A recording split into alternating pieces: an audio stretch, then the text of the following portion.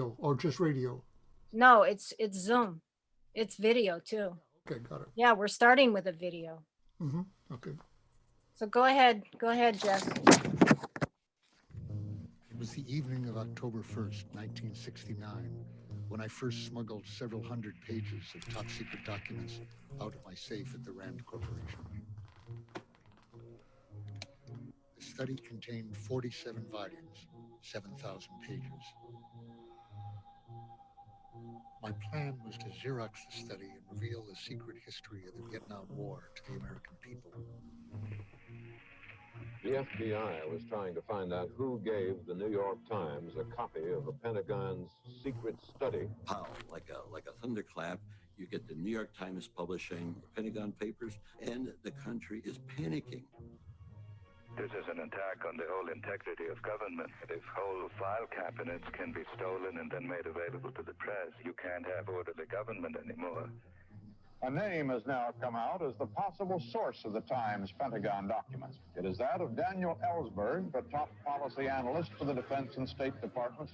I think it is time in this country to quit making national heroes out of those who steal secrets and publish them in the newspaper. Welcome to the Whistleblower Newsroom. I'm Christina Borgeson. What you heard was a clip from a documentary titled The Most Dangerous Man in America, written, produced, and directed by Judith Ehrlich and Rick Goldsmith for BBC4. It's about former Pentagon analyst and preeminent American whistleblower Daniel Ellsberg, who by releasing a report known as the Pentagon Papers to the press almost 50 years ago, exposed illegal and deadly U.S. involvement in Vietnam spanning 5 presidencies and culminating in a war begun on false premises and resulting in the deaths of more than 2 million Vietnamese and 58,000 Americans.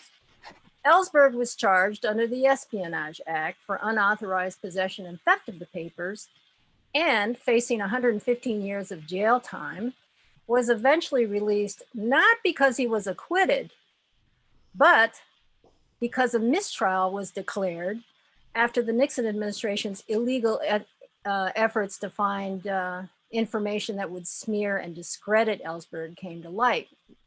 Now Ellsberg is front and center in helping and supporting a current preeminent whistleblower, Julian Assange. Most recently, Mr. Ellsberg testified in Assange's extradition hearing in the UK. So today we're going to talk about the differences and similarities between their 2 cases and what that might mean for Assange, what it means for the press, what it means for our country, our Constitution, and the world. Welcome, Dan. Very glad to be here, Christina. Thank you. So let's just dive right in and talk about the similarities and differences between your situation back then and Assange's now.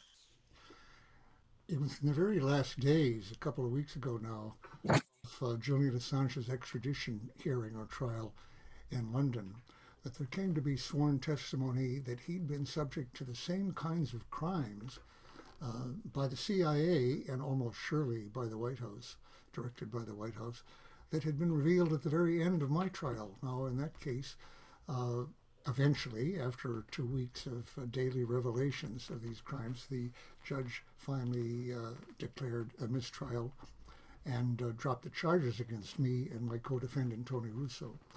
Much more significantly than that, those crimes by the administration figured very centrally in the impeachment hearings against President Nixon that led to his resignation. And that made the war endable some 9 months later, which wouldn't have happened had Nixon remained in office.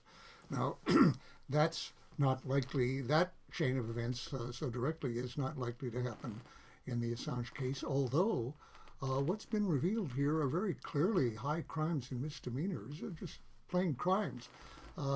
Illegal, warrantless surveillance of Julian Assange in his Ecuadorian exile confinement, basically, in the embassy in London, including the deliberate hearing of every conversation he had with his lawyers in there. and almost surely, by the way, anything by telephone as well.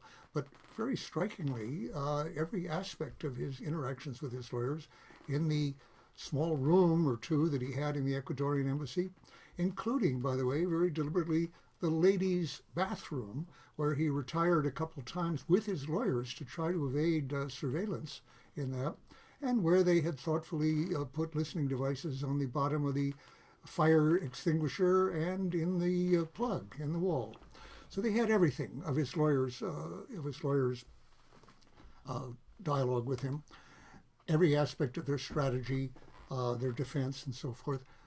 That would surely, even I would say in the Trump administration, it's hard to imagine even Attorney General Barr pretending that a fair trial or under rule of law here was possible in the United States under those conditions. And as far as an extradition is concerned, it seems unimaginable that the, unfortunately, what is unimaginable these days, but it certainly should not be the case that Britain should ship over an Australian citizen and citizen to the United States to face charges, which, by the way, are almost certainly unconstitutional charges in the United States. In any case, but under these circumstances, where his not only has the inviolability of his discussions with his defense attorneys been totally violated deliberately, but the lawlessness of that portends, a lawless trial and persecution in every sense. So that should end the proceedings. I would say the judge is about to hear, or at some point is going to hear the final arguments of the two sides, and then delay a judgment on extradition until January. That means that Julian Assange is kept in this maximum security prison for terrorists in isolation, which under the circumstances is not so bad for the COVID-19 problem, which is rampant in the prison. In other words, he's in terrible physical shape and has been for a long time now, deprived of proper medical attention. Hundreds, it sounds like hyperbole, but it isn't. Hundreds of doctors have said, and lawyers have said, that he should be at the very least remanded to hospital conditions before this, and should have been out of prison. And yet he is staying in for at least several months under these conditions, after which he should be released by me. And that was a prospect that really wasn't foreseeable until this information came out. I didn't say, however, that along with the same testimony of the people who had conducted this illegal surveillance for the CIA, essentially, and also testified there was discussions with the CIA of kidnapping him against diplomatic protocol from the embassy, or perhaps poisoning. Now that again was exactly like my case. It turned out, or at the time, at the ending of my trial, that the people who were later discovered in the Watergate, weeks later, the same people had been sent to the Capitol where I was attending a rally in a break in my trial against the Vietnam War, with orders to incapacitate me, Daniel Ellsberg, totally. And when I asked the prosecutor, William Merrill, what does that mean? Kill me? And he said, the orders were to incapacitate you totally. Wow. Understand, he said, these guys, all CIA assets, never use the word kill. They use euphemisms to terminate with extreme prejudice. Right. To neutralize, to do various things. And in this case, there was, and he thought the intent was to kill me. I'm not sure of that. There was no question, though, the intent was to put me in the hospital and shut me up while Nixon escalated the war, which I'd been warning of for some time before that, and right at that time. They wanted me to shut up. So I think they planned to shut me up. Now, my question here, first of all, before I ask this question, could you talk to me about your testimony before the hearing? What did you say? Yes, well, of course, I didn't know about this during the hearing, I was already, this latter part, as I say, made me relive the last days of my trial, which in terms of revelations and in the Assange trial were glorious in a way. You know, they really showed the possibility of my getting off, which by law I was virtually entitled to under our Constitution, but under practice, since the judge had been offered the head of the FBI, which he had Yes. since he was a boy, to succeed J. Edgar Hoover, who had just died. He was offered that as a bribe to make sure you got. That I was not acquitted of 12. Right, right. I think, in fact, in other words, without these revelations, it would have been almost sure that the judge would have assured that I would be convicted on 1 or 2 or 3 of those counts at least, each one worth 10 years, by the way. So, as I say, in the Assange trial, too, suddenly it appeared really possible that Assange can be set free. But earlier than that is what I was testifying to, and that was where I was reliving a trial where actually the charges against me had never been prosecuted before for someone for leaking information, true information, to the American public. There was no law for that, unlike in Britain, where there is an Official Secrets Act. We don't have an Official Secrets Act because we have a First Amendment, which has still been held to preclude a British-type Official Secrets Act, which criminalizes all release, unauthorized release of classified information. We don't have that. We have an Espionage Act, which was passed, of course, to deal with spies, people who give information secretly to a foreign government, especially an enemy in wartime. And it had been used very many times against spies and has been used since against spies, for which it was intended. And in that context, it's a strict liability law, which means no intention, no discussion of intent or motivation or impact, possible benefit of this release is admitted. It's irrelevant. Spies don't have much of a case there, you know, that they can claim mitigating their giving secrets to an enemy in wartime, say. But for people who give information with the intention of helping the United States, you know, benefiting it, upholding its Constitution, as in the case of Edward Snowden, for example, or stopping an illegal war, as in my case, yes, the jury deserves to hear, must hear, why you did it, whether there was a risk of harm or benefit, and what the actual impact was. None of that was permitted in my trial as I testified in this, and meaning that there was no way for him to get a fair trial in the United States. And really, up till that time, as I heard all the testimony, I was kind of reliving what had been a very painful experience in my life of facing. You know, I find this whole Espionage Act thing very interesting, and as well as the reactions of certain people, you know, in the press and so on, because it seems to me that there's a confluence of competing interests, which are, you know, the national security. That's what they're claiming, you know, their national and security interests here. But yet on the other side, besides your constitutional right to free speech, I don't understand why nobody ever says, well, what if you're reporting a crime? What if you're reporting a huge crime? Well, I'll tell you. Yeah, I mean, what you reported through releasing the Pentagon papers was a RICO case, really. I mean, that is true. That's a good description of it, which I hadn't applied before. You're absolutely right. There is this difference.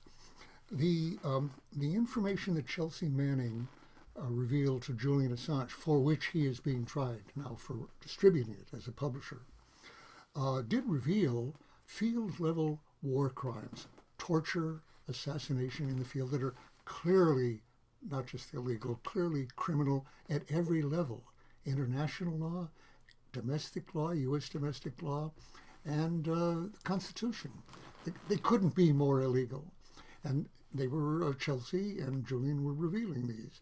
The answer to your question is, what if the information held classified reveals a crime and otherwise wouldn't be known? The answer is, according to the Justice Department, very clear cut. Makes no difference. It's classified, even though it's classified in order to conceal a crime. You can't have a democracy under those conditions. That's true. You can't, absolutely. Look, I was brought up in Haiti under Papa Doc, okay?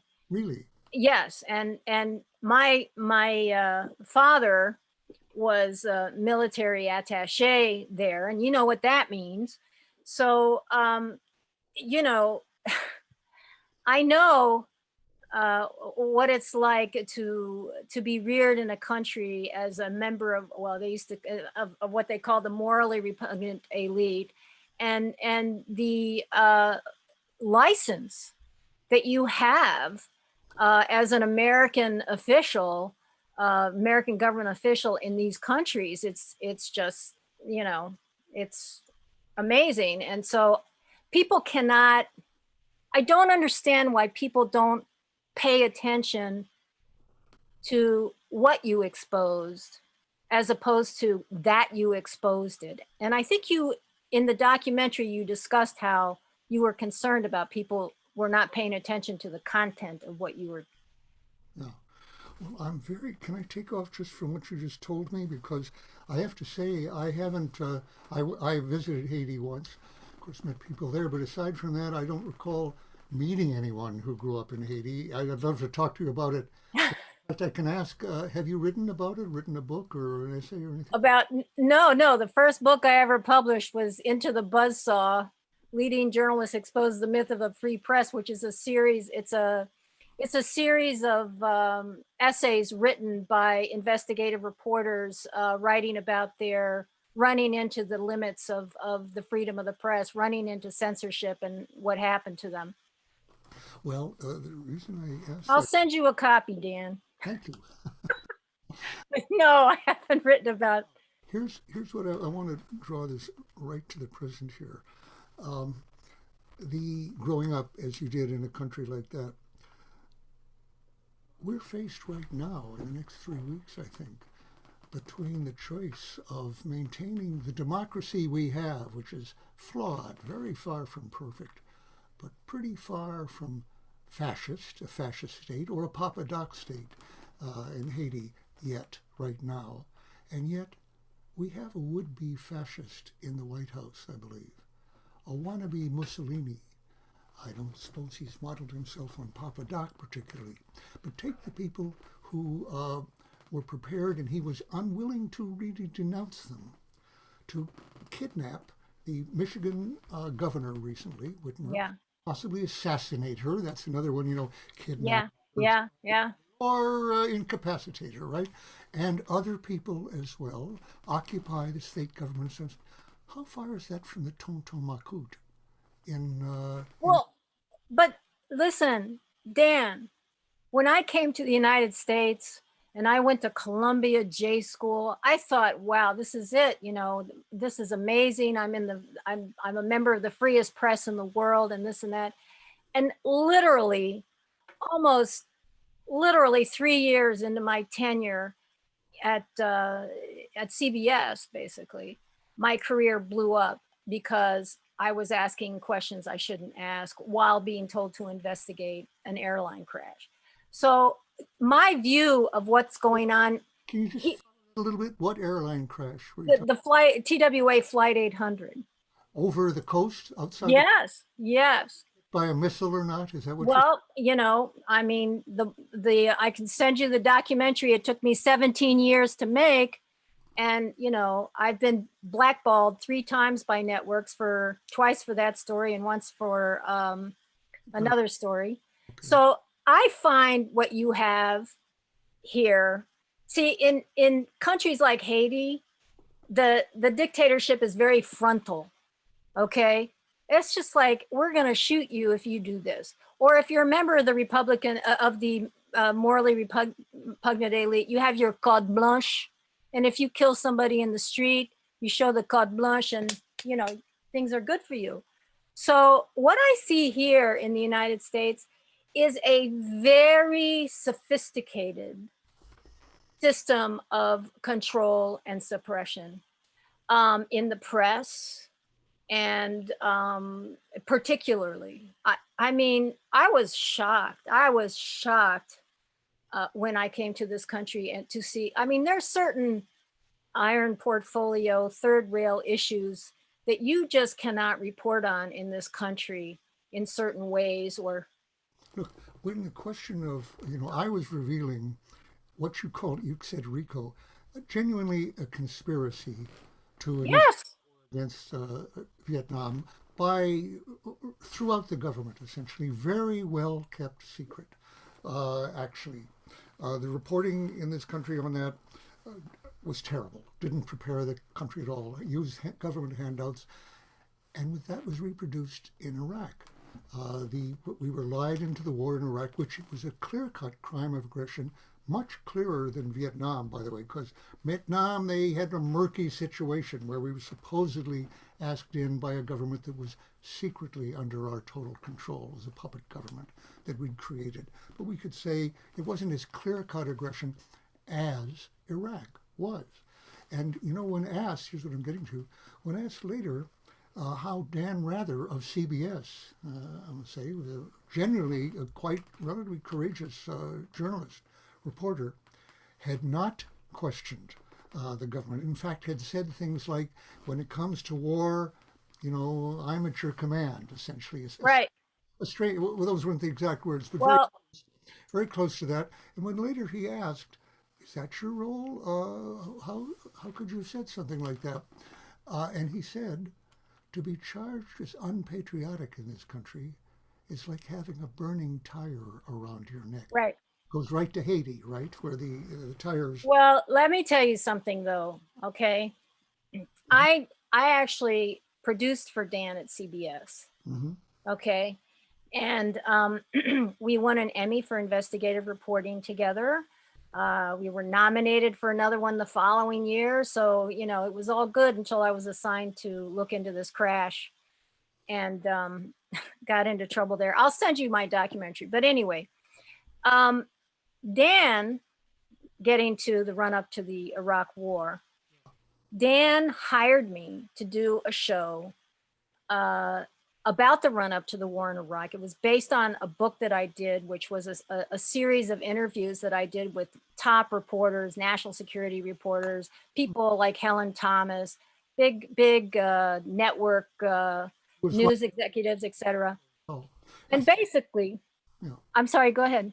She was one of the real skeptics about the war, was she not? If I'm not. Helen? Yes. Yes. And anyway, talking about what went on during the run up to the war, which basically there were those who were pressured, and there were those who were, they do what's called official source reporting. You have to understand, Dan, your importance as a news person depends on your access to the top people. Your access to the top people depends on you not questioning what they do, what they say, and reporting just what they want you to report. And if you're a real reporter, you're not going to do that. So anyway, this is one of the things I learned as a member of the American press. But Dan hired me to do a show. It was going to be called The Cabal. Okay. And it was looking at who did what during the run up to the war. And I had people like Larry Wilkerson, CIA's Paul Pillar. I had all the people who were directly involved, Colonel Karen Kwiatkowski, directly involved. And it was called The Cabal because that's what Doug Feith and his little group in the Pentagon, who were going through the raw intelligence and stovepiping it up to the vice president's office, so that they could lie about what, they had. Anyway, a lot of the people, including Karen, Dan had never even heard of. And when this story started, and so as we were doing all these interviews, everything was great. And then at the end, I was starting to edit the piece. And Larry Wilkerson had said, remember Colin Powell's speech to the UN? Which he edited. Okay, that speech was drafted in the vice president's office, okay, by a guy named John Hanna and also Scooter Libby. John Hanna came down to Colonel Wilkerson's office. This is Colonel Wilkerson telling me this. Came down to his office and to vet the speech. And after 8 hours, they couldn't vet the first page. So now everybody was freaking out because this thing was going to happen in a couple of weeks. So all of a sudden, like that, CIA George Tenet pulls out Curveball, this source who gave false information about and that's what they used to comfort Larry Wilkerson and Powell into putting Powell's credibility on the line and giving that bogus speech, okay? So what happened to me while I was doing that show, just to give you an example, was I called the vice president's office to talk to John Hanna to confirm what Larry Wilkerson had said. I lost my job shortly thereafter, and I was asked, who the hell did I think I was calling the vice president's office like that? Okay. I mean, I wasn't calling to talk to Cheney. I was calling to talk to John Hanna. But, you know, somebody made a call somewhere and that was it. The show was killed. I tried to buy it from them, you know, because I'd done all, they wouldn't let me. So it's, and you know what? I want to talk about the press in your case because the press was very different back then. I just want to talk about the press's response to your giving them the papers compared to the press right now with Julian Assange. Could you play the second clip, please, Jess? I walked into this hotel room when he and I holed up, and Neil says, Rick, look at what we've got. And I mean, it was just staggering. The raw, top secret, eyes-only documents from Earl Wheeler to General Westmoreland, from Johnson to Taylor. You could go back and see, yes, Kennedy did send in troops in violation of the Geneva Accord. Yes, Johnson did start the buildup before he said he was going to. I remember writing this story. These guys were lying through their teeth when they were talking to us. And here it is in black and white. There's no way of denying it. So look how like, oh my God, this is amazing. We really, you know, this was exciting, this and that. And of course, the lawyers had to get involved. And even the New York Times lawyer took a stand, which again, I want to play this clip too before we talk about it. Could you play the next clip, please, Jess?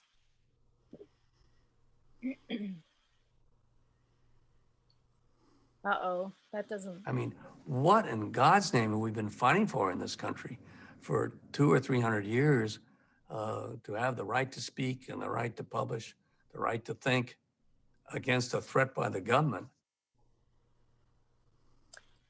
So I was so struck by those, you know, I was really struck by those because it seems like the press's response to Julian is very different, and the WikiLeaks submission, you know, the WikiLeaks releasing of the documents about the Afghanistan and Iraq wars, etc.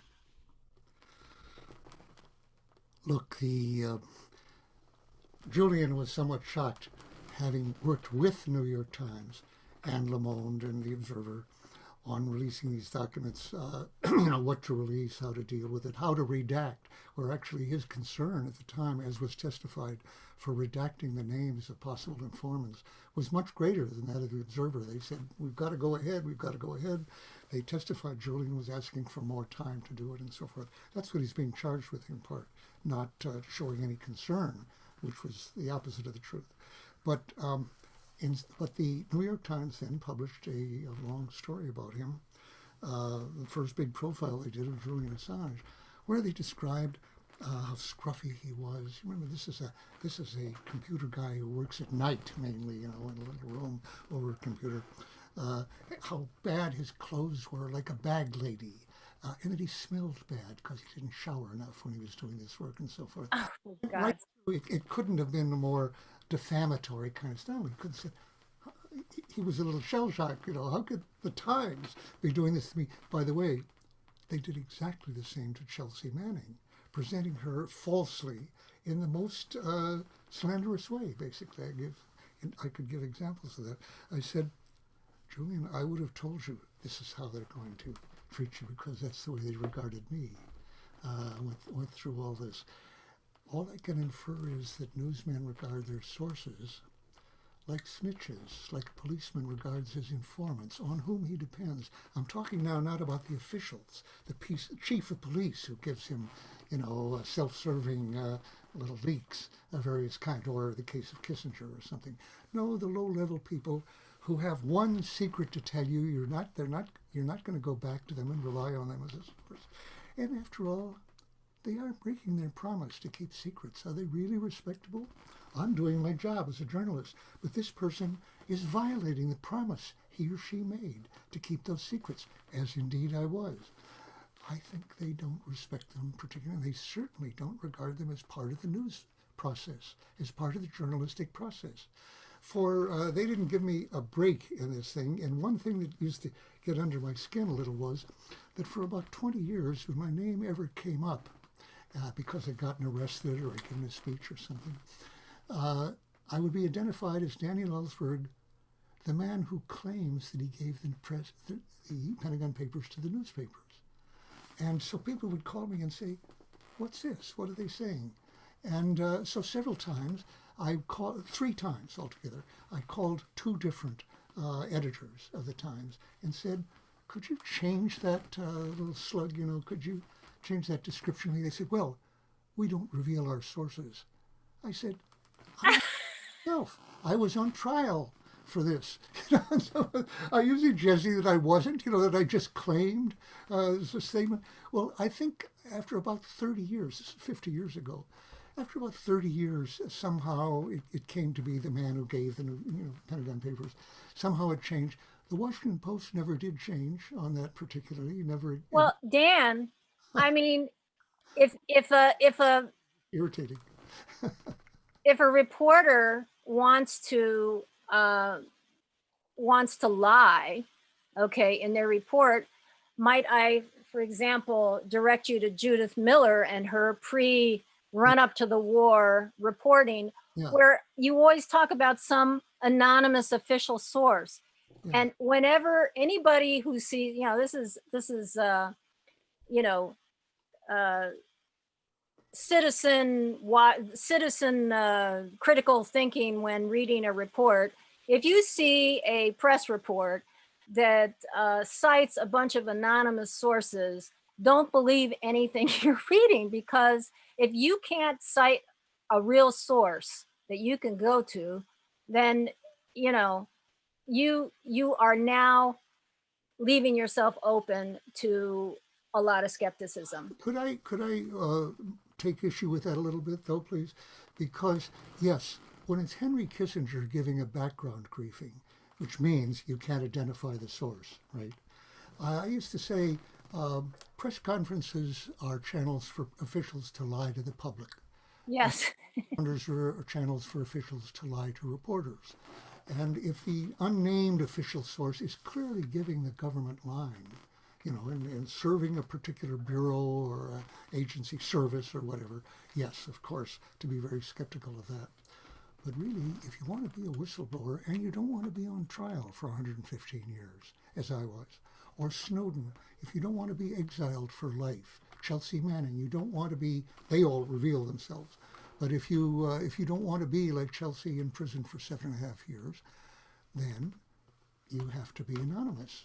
And all three of us. Well, yes, but if you're going to be anonymous, you have to provide the goods, which you guys did. Yeah, documents. Okay. Judith never provided any goods. She never had any documentation or any other sources with names that were backing this up, or, so that's what I mean. I mean, yeah, you can be an anonymous source, but you got to bring something to the table, Well, and remember, yeah, okay. So Anyway, the overall performance of the Times on the Iraq War was, leading up to it, was just terrible. Judith Miller and others, Gordon, I think his name was, several others were very bad on this. They didn't suffer any consequences, as she did to some extent. People like Walter Pincus and others who questioned the war found their reports literally on page 17. And it just wasn't the line, particularly to be. Yeah.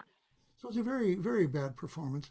But in general, by the way, I'm so interested in the particular study you made. I know Larry Wilkerson, very, very good guy, who has always said he was ashamed and regretted that he had not resigned. And he had a letter of resignation before the war because of these dealings with the CIA and the others that he was involved in. He had a letter of resignation in his desk. And he said almost every morning he would take that letter out and look at it and then put it back. And he shouldn't have done that, but it was very human.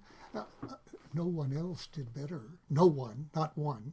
Had there been a Chelsea or an Ed Snowden at high levels, like Larry, or even Larry's secretary, let's say, who had access to his safe and whatnot, had there been somebody there, we could have avoided that war because it was so much based on delusional predictions and lies and all the way around at every point. I think that war could have been avoided had a whistleblower spoken out, but not one did in time. Now, and that's why I would say right now, I think we're in a situation in the next weeks and month or two where it could very well serve a president to distract the public from a political campaign that he is losing at this moment by getting us into a war with Iran. Yeah. North Korea, conceivably less likely in his case. Well, it's a terrifying thought, but I'll tell you what. I mean, I think we have a big problem, and I think the big problem is the press, because if anybody and what's happened is Congress, the press. Well, and Congress as well. But what's happened is everybody is bought off. Everybody's bought off, Dan. And as a matter of fact, that's why that. Well, I was going to ask you: is the draft? I mean, the script of your program. The cabal. The cabal, is that? Oh, I can send that to you. Will you please do that? Then I would. Oh my God, I copyrighted the script when they let me go. Very good then. Because they didn't make me sign anything when I first started working for them. So I have to tell you, people like Dan, my experience with Dan is, and Dan's a very smart guy. He has a lot of sort of that native intelligence too, but he works both sides, I think, very skillfully, because he'll do what he had to do during the time when he should have stood up, and then after that he'll say, oh, I feel terrible, I feel ashamed, I this, and mea culpa. Well, my attitude is, I'm sorry, the boat of greatness stopped at a very important time when you could have gotten on it and said, you know what, this is all being done on false pretenses. You could have ridden that boat of greatness, but you chose not to. You chose to keep your comfy situation and your, zillions of dollars. That's what nearly everyone does. I mean, you were fired for it, but how many other people in your profession knew what you knew and didn't do anything? Well, but you see, Dan, I mean, here's the thing is as they're watching, I mean, in a way, what's happening now with Assange and what the Mack truck they don't see coming, that's going to roll them, because what comes for Assange will eventually come for every reporter in this country, and they don't see that. They don't want to recognize that. They want to separate themselves from this pariah, and right. Why did we have the Iraq war on false pretenses? We had the Vietnam war on false pretenses. All these, because if people don't step in and take their responsibility for contributing and upholding a democracy by doing their jobs as journalists or by doing their jobs as government, as public servants who see a wrong and try and right it, what happens? It gets worse and worse. People get emboldened. The leadership gets emboldened, and then they pass law. Then they take laws like the Espionage Act, which was meant for something else, and they massage it and pull it and twist it, and they wrap it around anybody who's going to expose their criminal activity. That's where we are right now. And I want to play something. I want to play a couple of clips to give people a sense of how thuggish it really gets in the halls of power when they're trying to go after people like you. Could you play the next clip for me, please? I think it's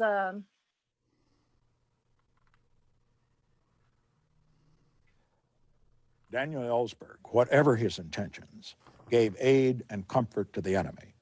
And under those circumstances, that is inexcusable. After all, he is putting himself above the President of the United States, above the Congress, above our whole system of government, when he says, in effect, that he would determine what should be made public. I think that there is probably some good justification for the strong feelings Nixon had. He would make a decision in the National Security Council and the next day read it on the front page of the New York Times or some other newspaper. This makes it virtually impossible to govern. Just because some guy's going to be a martyr, we can't be in a position of allowing the fellow to get away with this kind of wholesale thievery, or otherwise it's going to happen all over the government. I just say that we've got to keep our eye on the main ball. The main ball's Ellsberg. We got to get this son of a bitch.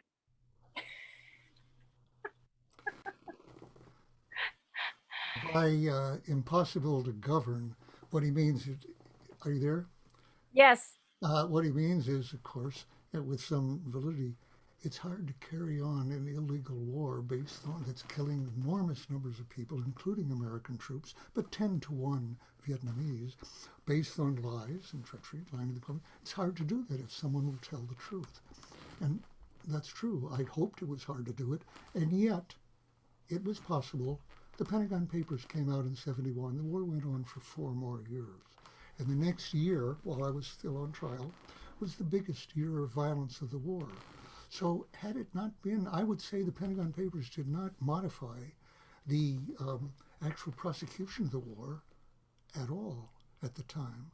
The crimes he took against me, Nixon, after I was indicted, in order to keep me from telling about his crimes, because the Pentagon Papers ended in '68 before Nixon came into power.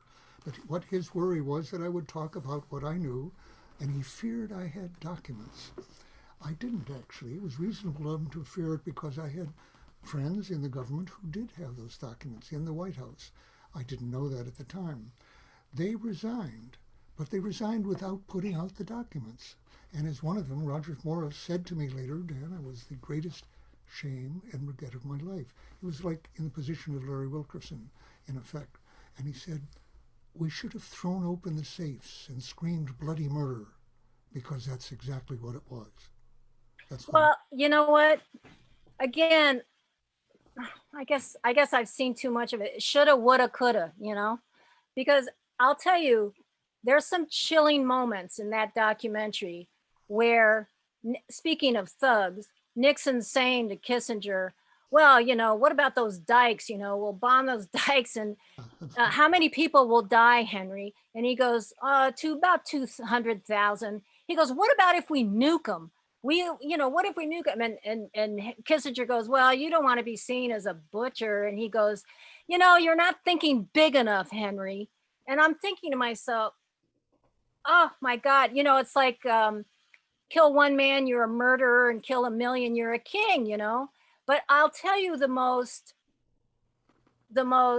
haunting video I've ever seen, Dan, of Nixon is when, right after the whole thing with Pentagon Papers and, he's in trouble, but he stands in front of a bunch of returning POWs and he says, we got to put a stop to these people who were putting out government secrets.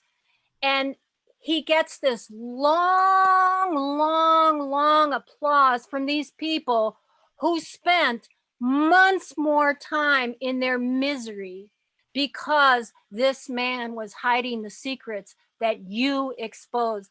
I see that video, and every time I see it, I just want to cry, because you see how these people who are put into so much misery and death, and even then, he's telling them that, knowing that he kept them there longer. Well, you're the first person who's ever recalled to me that, having seen that and having reacted to that scene. But let me tell you my reaction to it when I saw it on a clip the next morning. I happened to be in New York at the studios of the Today Show, about to be interviewed. So before I was interviewed, they showed the scenes of the president addressing the POWs the night before. And it was in a pavilion outside the White House on the Rose Garden or something lawn, because there were a lot of them who had just been released. Their impression was they'd just been released by this man from prison. As you say, they weren't aware, I don't know if they ever became aware, that he had kept them in prison for years by prolonging the war. But here they were, these POWs who thought they owed their freedom to him and so forth. And he made the statement you said. Yeah. He added, help me to deal with people who give away secrets, meaning me. And I looked at that clip before I was interviewed, and that was one of the rare times in my life when that old cliche, the hair on the back of my neck, I think. And I thought, he's swearing out a posse against me, a posse of 100 POWs here. They're going to come from Washington up to New York. And I was about to be interviewed at that, and I made some reference to it that I had a very uncanny feeling about watching that. It was shown on the show, of course. I felt such, I can't even describe it, like he'd already, he didn't give a damn if these people lived or died when they're over there. And now he's trying to use them after he has abused them in this way, and it was just, it was really horrible. I want to talk to you about something that an observation that you made, and I'd like you to expand on it a little bit. You were talking about how, and I've always discussed this, and I think it's very key to a lot of things, how different levels of power are different paradigms. And when you reach a certain level, the paradigm shifts dramatically. The value systems are different. Once you reach the paradigm where you have the power of life and death over people, then it seems like there's a shift in the thinking. And I want to play a clip because I think this is emblematic of that. And this is a clip of Nixon's view of what has just happened now that you've been let go. Son of a institution is made a national hero and studied law on this trial. You are transmitted Pulitzer Prize for stealing documents, for trying to get at these. What is the name of God we come to?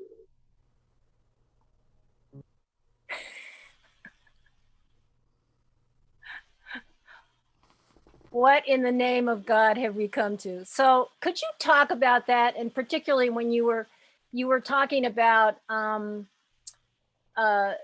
having secret and top secret clearances and how that's a different paradigm and, different view. Let me respond to this clip first for a moment in the background of your earlier clip. When you saw him saying that I had given aid and comfort to the enemy, of course, nearly everyone would hear that as the definition of treason. Actually, I wasn't charged with treason because in our Constitution, treason is the only felony described in the Constitution, defined in the Constitution, so that it can't be expanded without a constitutional amendment. And it's a very narrow charge. It says levying war, waging war against the United States, or in adhering to its enemies, giving them aid and comfort, adhering to its enemies. Now, Chelsea Manning was charged with that in military, actually. Did she adhere, then Bradley Manning, adhere to the Taliban? Did I adhere to the Viet Cong? Or to the, no one would think of charging that. But when they hear aid and comfort, which you do if you criticize the government, you probably give aid and comfort to all the critics or enemies of the government. That's true in public. If you exercise the First Amendment critically or skeptically of official announcement, you can be charged with giving aid and comfort. Right. Opposed to it any day in the Congress, practically, the congressional record or the front page. Anyway, he then went on to say in that same interview, just minutes after the clip you showed, he said, actually, David Frost asked him about the break-in to my former psychoanalyst office, this burglary done at the orders of the Oval Office. And he said, when the president does it, it's not illegal. Now, that's the definition of a dictator, actually, beyond the law, beyond the Constitution. Yes, our presidents have acted that way. This one in particular, Donald Trump, but he's not the only one by any means, since Nixon. And that's what we're challenged now, to... Well, I actually think Donald Trump is the frightening natural outcome of constantly rigging a system, which now only, you have to be a billionaire or beholden to a bunch of billionaires to get there. And you already, if you're a billionaire, you have the mindset that laws and rules are not for you. Okay. And that's what I'm trying to get you to address right now is it's almost now overt. It's just overt. But may I say, that is the difference, and it is a significant difference. On one hand, you can say it's not a practically big difference, they're doing that anyway, but to make it overt can lead to a lot more. For instance, when I say, people will say somehow, we don't have a democracy and a working democracy. In foreign affairs and military affairs, we don't really very much. The secrecy is so effective, the lies are so frequent. There isn't much accountability in foreign affairs. In domestic affairs, there's somewhat more, considerably more, in particular, of course, elections. And, but as you say, the billionaires, like, I'm laughing about Trump because he wants to say, he says he has 10 billion, and Michael Cohen, I just read his book, says at the most 2 billion. Well, 2 billion is a lot, but it's he claims. More than I have. So 1 billion or 2 billion is enough to make you think, and even less than that, the laws don't apply to me in the sense, the laws are there for other people, but I can get away with it because I can hire lawyers and I can stall, I can do things. My lawyers will get me out of it. And 99% or more of the time, that's true. As others have said, Ben Greenwald and others, we do have a two-tier, at the very least, rank of law here now. And so what was it Lorena Helmsley said, and it comes out with Trump's taxes. She was the hotel owner. She said, taxes are for the little people. And obviously our president, who paid $750 I know. For 2 years in a row and nothing for 15 other years. It was is he wrong? Taxes are for the little people. That's why he acts on. But when you come out openly and say, as he essentially has said, I can do whatever I want. The Constitution, he says, which, let me guess, he has never read a word of in his entire life. But the Constitution, he says, gives me, as president, the right to do whatever I want. And, you don't have to have studied it lately to know, wait a minute, that's not what the Constitution... Well, here's the thing, is the Constitution doesn't, on paper, it says it doesn't. But if you don't have a judicial system or a Supreme Court that's willing to get behind that, just based on the rule of law alone, then we're in deep trouble. And we've already seen that we have problems in the judicial system from the local on up. We're going to run out of time. And before we do that, it's very important to me, Dan, that you talk about what you think people should be doing right now and what you think the future holds for Assange. And yeah, okay.